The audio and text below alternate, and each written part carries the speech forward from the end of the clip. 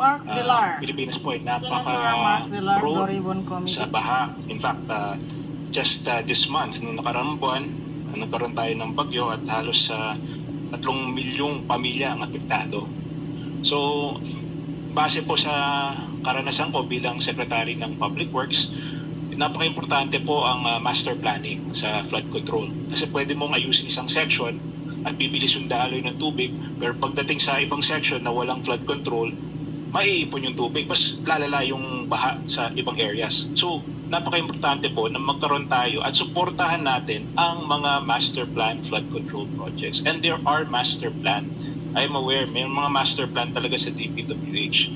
Some of them are foreign-funded master plan. Some of them are each floodwater basin na may master plan.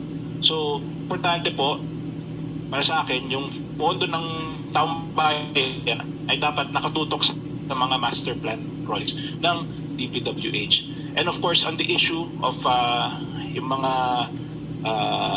substandard, of course, we have to push for more accountability sa mga projects. Dapat dagdagan pa yung mga measures natin para hindi na maulit yung mga substandard projects na nagkaroon ng inspection si President Marcos na nakita siya mga substandard na yun ang kailangan natin solusyonan sa lalong madaling panahon dahil that's very unacceptable that we have substandard projects. So again, maraming salamat po, Mr. Chairman, and of course I'd like to thank all those who are joining us today for this committee.